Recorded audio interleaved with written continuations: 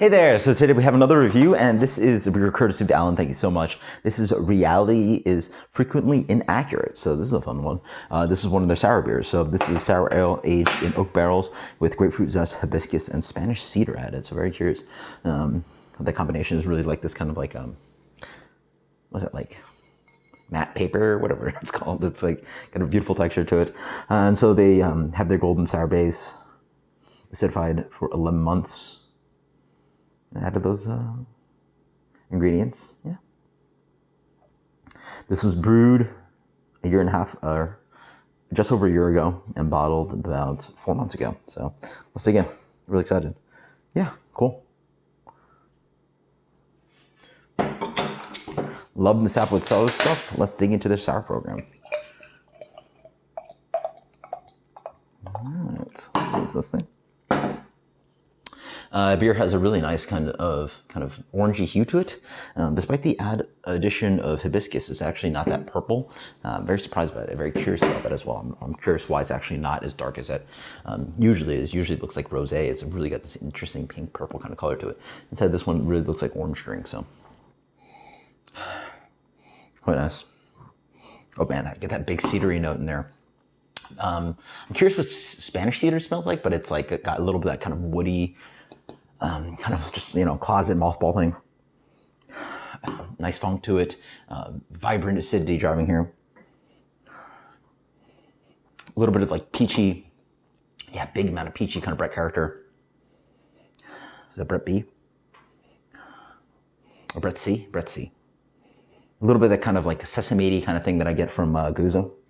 So definitely some really nice complex kind of Brett character in here. Very dry, quite acidic. They say this beer ends at 3.35 pH. Sorry, sounds about right. Maybe lower. This beer is very sour. Jeez. Then again, a better judgment of acidity, or actual acidity on beer is titratable acidity, because lactic is generally a weaker acid, but still, it's a nice combination of acetic and lactic on here. Got a little bit of bite up front. Honestly, this beer has a lot of kind of sesame-y, kind of like just like sesame seed-y. I don't know why I keep saying sesame-y. Sesame seed-y kind of character to it, which reminds me again of like, famous juice producers like Cantillon, Grapefruit.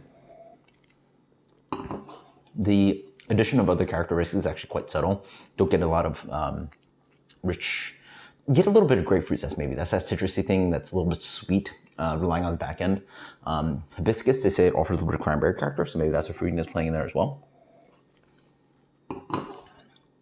And the cedar, again, has this kind of like, almost like lightly minty / cedary kind of flavor to it. I mean, I'd call it a little minty, and I suspect that's what the cedar's doing for this beer.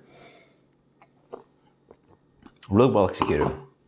Tight beer, wonderful acidity, great carbonation, just like really nice, well done, complex sour beer. Absolutely fantastic. This for me gets a solid. I think a lot of people would be distracted by the other other flavorings added to this beer, including grapefruit zest, hibiscus, and Spanish cedar. It's just good sour beer, right? Very good. I like there's just a little twang of extra fruitiness playing in there, hinting that there's something extra, because it's just a little too fruity hanging in there. And then there's another complexity of wood as well. So 97 for me. 97, that is Reality is Frequently Inaccurate. Absolutely fantastic, world-class sour. Love this stuff. Just really well executed. What else can you say about that? Until next time, guys. Cheers. Later.